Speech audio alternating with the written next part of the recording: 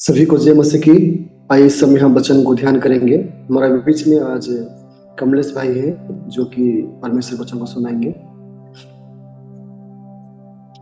कमलेश भाई, मसीह ब्रदर। जय मसीह, जय मसीह। ब्रदर मेरी आवाज जा रही है? जी ब्रदर, आ रही है। ठीक, थैंक यू।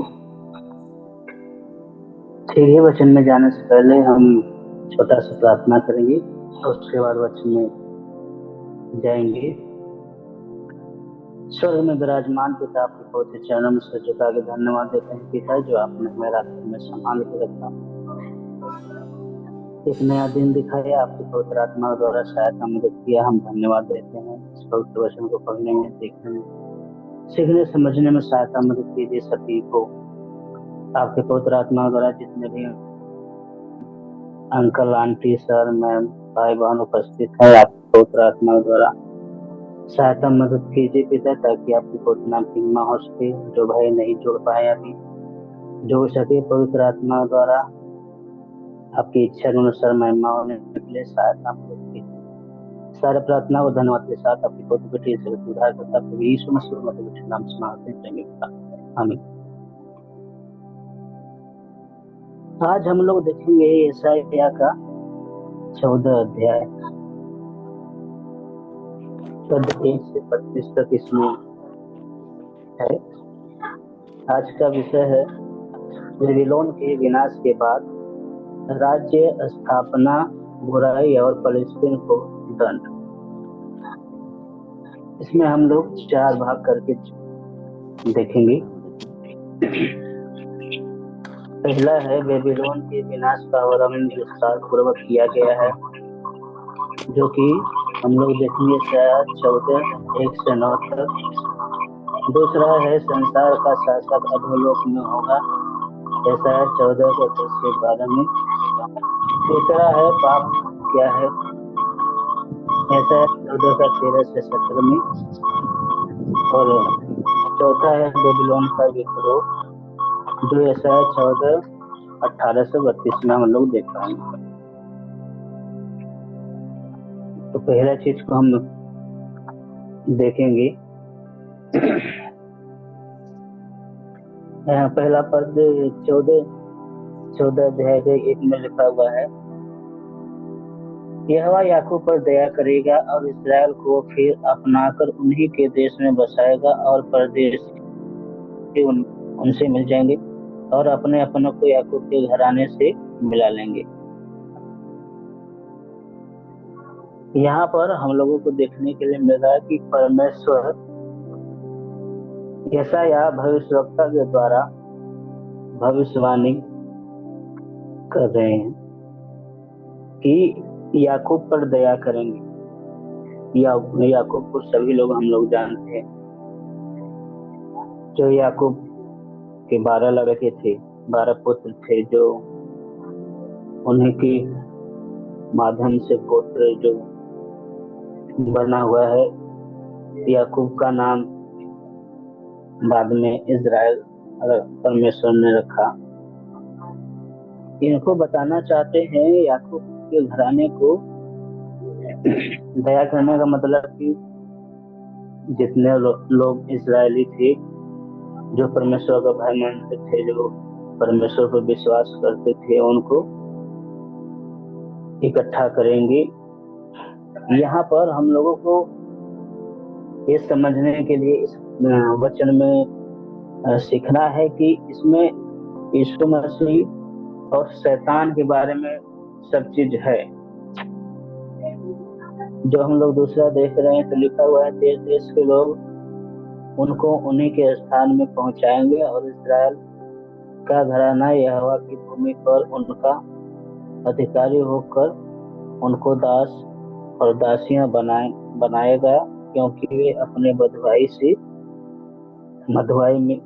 में ले जाने वालों को बंदी।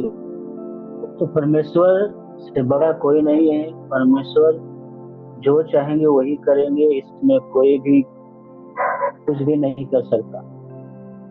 अब 3 में हम लोग देखेंगे, लिखा हुआ है, जिस दिन यहोवा तुझे तेरे संताप और घबराहट से और उन कठिन श्रम से जो तुझसे लिया गया विश्राम देगा। उन दिन तू बेबीलोन के राजा पर ताना मारकर कहेगा, परिश्रम करने वाला कैसा नष्ट हो गया, सुनहरे मंदिरों से भरी नगरी कैसी नष्ट हो गई है। यहोवा ने दुष्टों के सोटे को और अन्याय अन्याय से शासन करने वाले के लठ को तोड़ दिया है,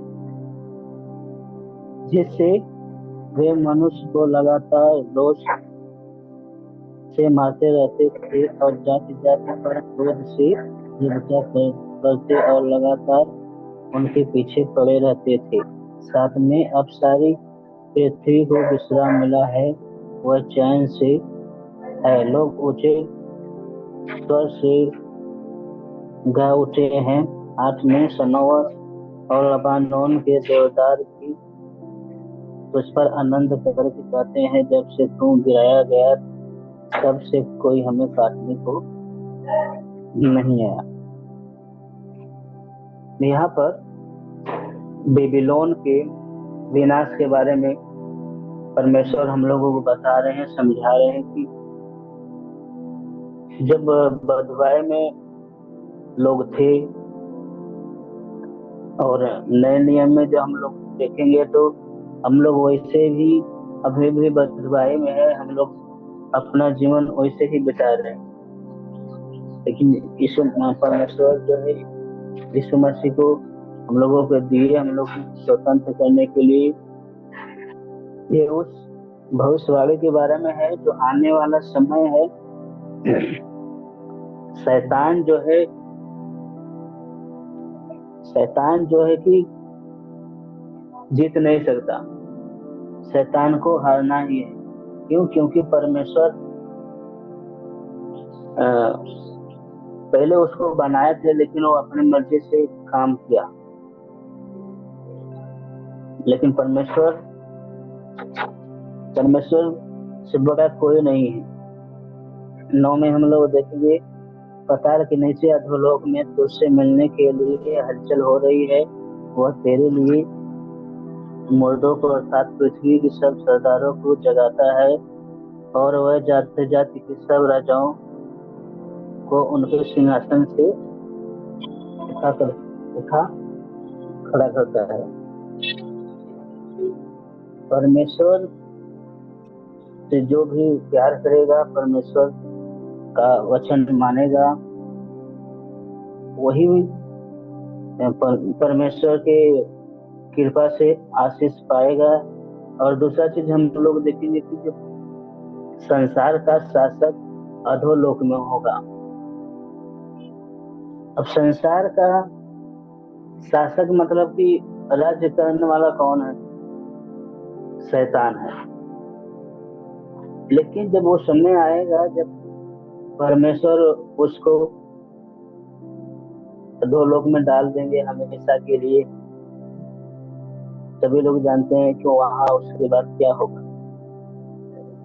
10 में हम लोग देख पाएंगे कि लिखा हुआ है, वे सब तुझसे कहेंगे, क्या तू भी हमारे समान निर्बल हो गया है? क्या तू हमारे समान ही बन गया है? 11 में तेरा वैभव और तेरी सारंगियों का शब्द अधोलोक में उतारा गया है। केले तेरा बिछौना और कीचड़ तेरा ओढ़ना है। 12 में हे भोर के चमकने वाले तारे, तू कैसे आकाश से गिर पड़ा है? तू जो जाति जाति को हरा देता था, तू अब कैसे काट कर भूमि पर गिराया गया है। यहाँ पर हम लोगों को देखने के लिए मिलता है कि ये जो है शैतान के बारे में लिखा हुआ है, जो कि वो अपने आप को बड़ा जो है बना रहा था। अगर तो देखेंगे तो थोड़ा लिखा हुआ है एहजकेल के 28:13-26 में, इसके बारे में थोड़ा अच्छा से लिखा हुआ है। हम लोग देखेंगे एहजकेल 28 अध्याय 13 से 26 में। तो परमेश्वर की अदन नामक वादी में था। तेरे पास आभूषण, माड़ी, पदराग, हीरा, फिरोजा, सुलेमानी मणि, ये सब नीलमणि, मरकत और लाल सब भांति की मणि और सोने के पहनावे थे। तेरे डफ और बांसुरियां तुझ में बनाई गई थी। जिस दिन तू छाने वाला अभिषिक्त करूप था, मैंने तुझे ऐसा ठहराया कि तू परमेश्वर के पवित्र पर्वत पर रहता था। तू आग सरीखे चमकने वाले मणियों के बीच चलता फिरता था। जिस दिन तू सृजा गया और उस दिन तक तुझसे कुटिलता न पाई गई,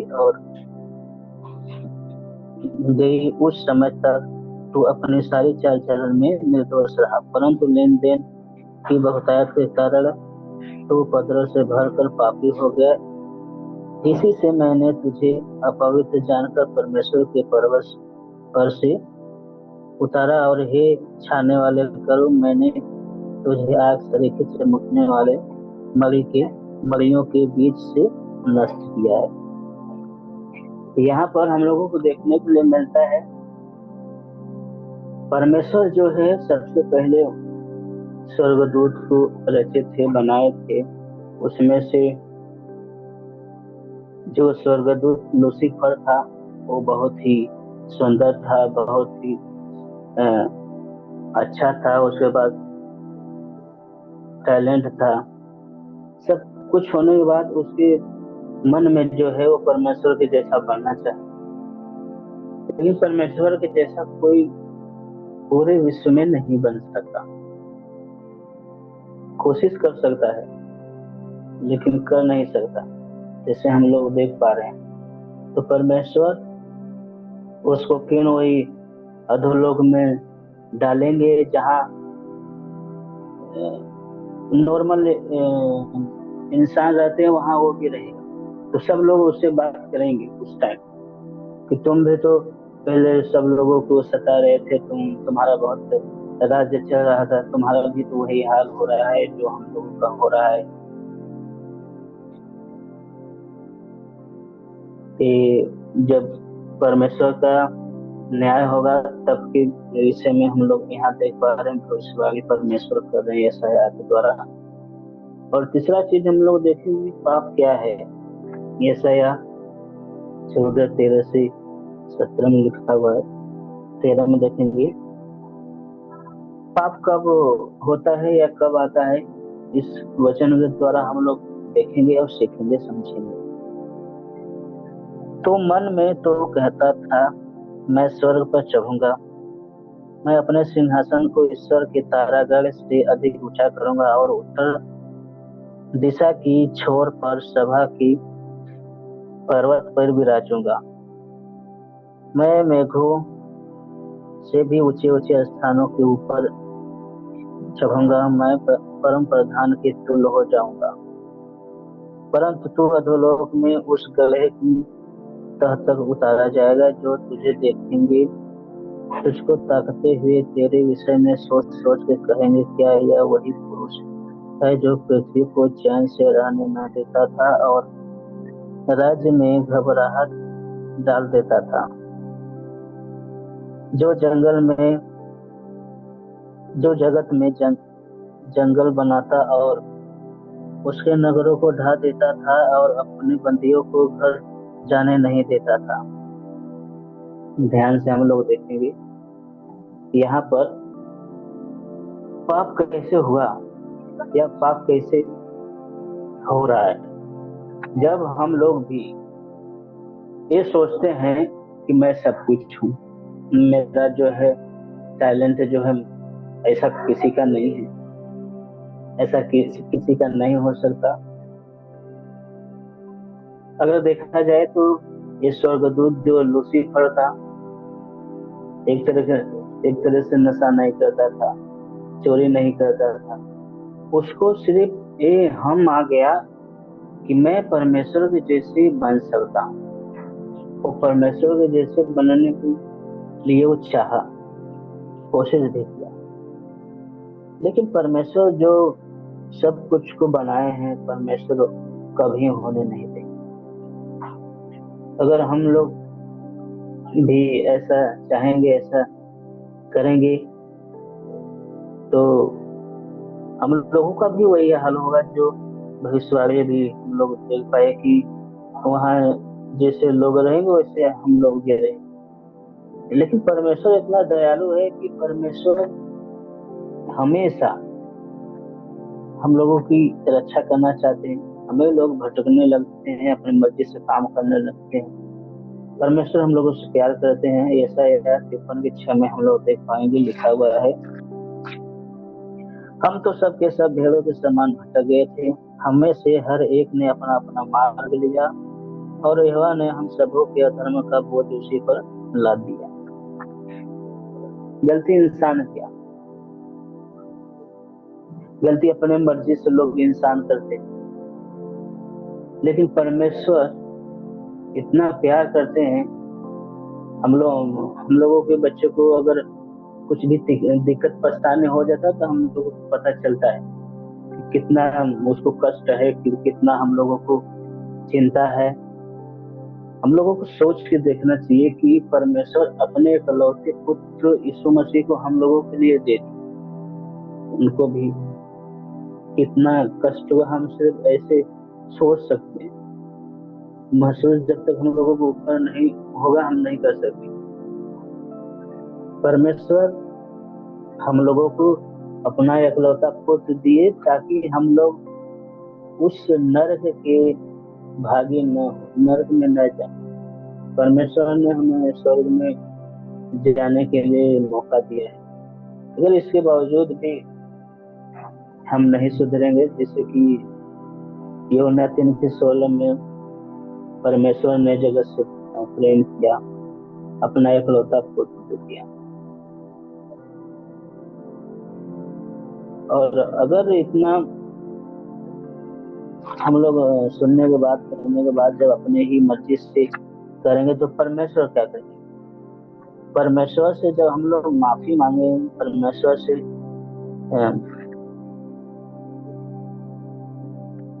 बोलेंगे, तभी हो सकेगा। अगर हम लोग चाहेंगे कि नहीं हम अपनी मर्जी से जिएंगे, हम अपनी इच्छा से काम करेंगे, तो परमेश्वर नहीं होने देंगे। क्यों? क्योंकि परमेश्वर ने अपना इकलौता पुत्र दिया।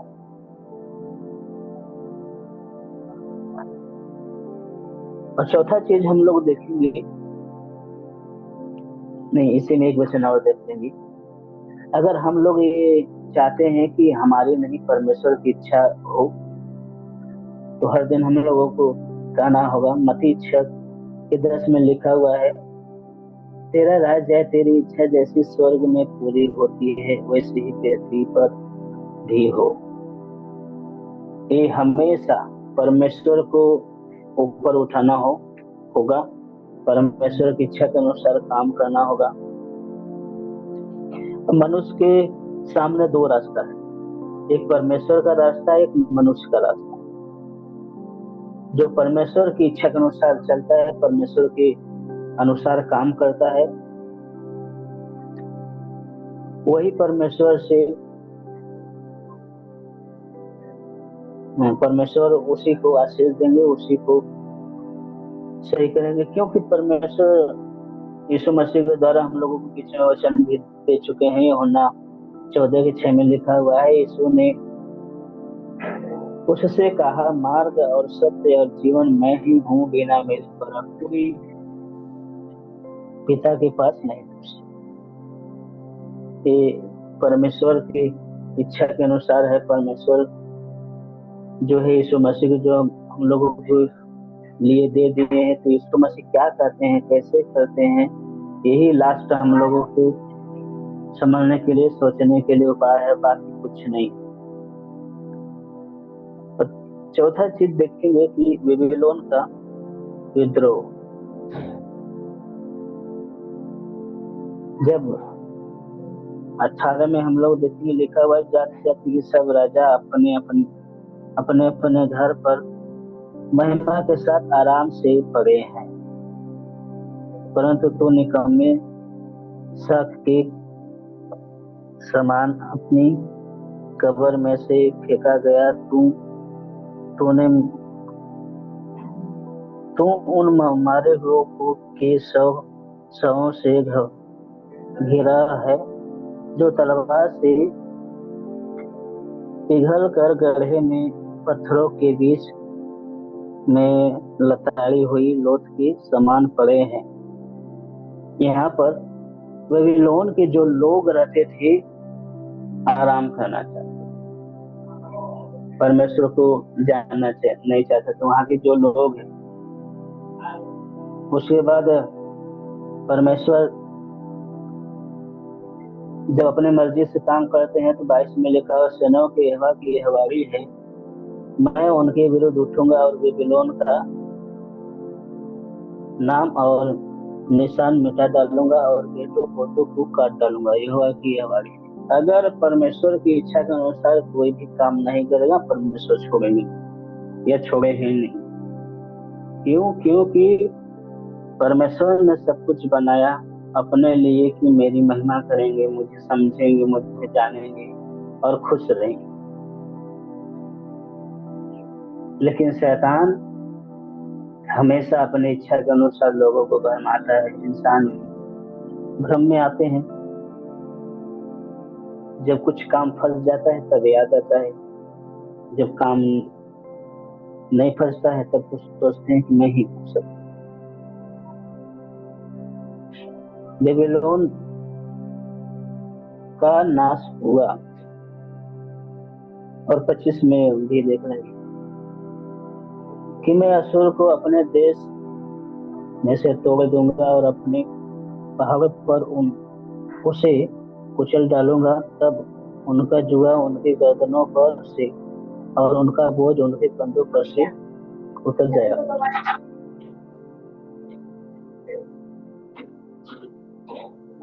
जो यहाँ पर परमेश्वर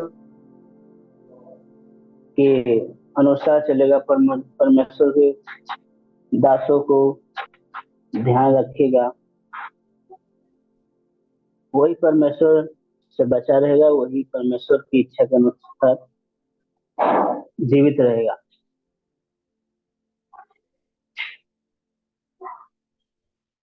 एक वचन हम लोग देखेंगे,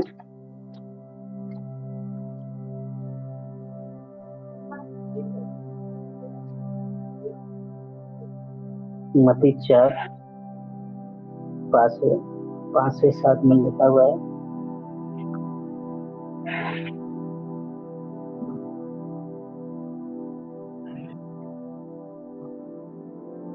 तब इब्लीस उसे पवित्र नगर में ले गया और मंदिर के कंगोरे पर खड़ा किया और उससे कहा, यदि तू परमेश्वर का पुत्र है तो अपने आप को नीचे गिरा दे, क्योंकि लिखा है, वह तेरे विषय में अपने स्वर्गदूतों को आज्ञा देगा और वे तुझे हाथों हाथ उठा लेंगे, कहीं ऐसा न हो कि तेरे पैरों में पत्थर से ठेस लगी। यीशु ने उसे कहा, यह भी लिखा है, तू प्रभु अपने परमेश्वर की परीक्षा न कर। बेबीलोन के लोग, जो हम लोग 18 पद में देखिए, 14 के 18 में, कि यहाँ के लोग आराम करना चाहते थे, आराम से सब कुछ मिल जाए, आराम से हम लोग को कोई दिक्कत परेशानी न रहे। लेकिन इसमें हम लोग अभी देखे कि मत्ती 4 के 5 से 7 में शैतान ऐसे भरमाता है, जैसे हम लोग देख पा रहे हैं कि यीशु मसीह को अपने चाल से भरमाने का कोशिश किया, लेकिन यीशु मसीह ने क्या किया? यीशु मसीह ने परमेश्वर को खड़ा किया। यीशु मसीह ने हम लोगों को भी इस वचन के द्वारा बताए हैं कि हमें अपने से नहीं सब कुछ करना है, परमेश्वर को छोड़ देना है, यीशु मसीह को छोड़ देना है। क्यों? क्योंकि परमेश्वर हम लोगों से प्यार करते हैं, अपने इकलौते पुत्र को दिए। परमेश्वर यीशु मसीह के ही द्वारा हम लोगों को सही रख सकते हैं। अगर यीशु मसीह को इतना हम लोगों को बार बार समझाते हैं, क्योंकि यीशु मसीह ने हम लोगों के लिए ही बलिदान हुआ, इतना कोड़ा खाया, इतना बेइज्जती सहे, इतना सब कुछ तकलीफ सहे, सिर्फ इंसान को। अगर इतना करने के बावजूद भी जब कोई नहीं सुनेगा, नहीं करेगा, तब परमेश्वर छोड़ेंगे नहीं। अभी मौका है हम लोगों को सोचने के लिए, समझने के लिए, सुधरने के लिए। अगर इसके बावजूद भी हम लोग नहीं करेंगे, तब परमेश्वर को तो न्याय करना ही है। एक वचन और इसी को देखेंगे, 14 के 32 में लिखा है, तब जाते जाते के दूतों को क्या उत्तर दिया जाएगा? यह हवा ने सिय्योन की नींव डाली है और उनकी प्रजा के दिन लोग उसमें शरण लेंगे। परमेश्वर फिर से इकट्ठा सबको करेंगे जब परमेश्वर पर भरोसा रखेंगे। नया चीज हम लोगों को देखने के लिए मिलेगा। परमेश्वर ही सब कुछ कर सकते हैं। इस वचन के द्वारा सभी को आशीष मिले। छोटा सा प्रार्थना करेंगे और समय भाई देंगे। स्वर्ग में विराजमान पिता, आपके बहुत चरणों में सिर झुका के धन्यवाद देते हैं जो आपने इस पवित्र वचन को पढ़ने के लिए सहायता मदद किया है। जो भाई अभी नहीं जुड़ पाए, जो बाद में देखेंगे, उनको भी सहायता मदद की थी पिता। ज्ञान बुद्धि के द्वारा आपकी पवित्र आत्मा द्वारा जितने अंकल आंटी सर मैम भाई बहन उपस्थित हैं, आपकी पवित्र आत्मा द्वारा सहायता मदद कीजिए। आज के पूरे दिन को आपके हाथ मिलते हैं, आपकी इच्छा अनुसार महिमा होने के लिए सहायता मदद कीजिए पिता। जो भी कार्य सभी भाई करने जा रहे हैं, जो लोग सहायता मदद कीजिए, आपके पवित्र आत्मा द्वारा सहायता मदद कीजिए। सारे प्रार्थना और धन्यवाद के साथ आपके पवित्र जगत को धारता यीशु मसीह के मधुर नाम से मांगते हैं, प्रेमी पिता, आमीन। और रेस्ट में भाई हम सबको ये वचन कहेंगे, हे मेरे मन यहोवा को धन्य कहे और जो कुछ मुझ में है वो उसके पवित्र नाम को धन्य कहे। हे मेरे मन यहोवा को धन्य कहे और उसकी किसी उपकार को ना भूलना। सभी को पुनर्वाद जय मसीह की। जो हम सबको काल मिलेंगे। जय मसीह सर।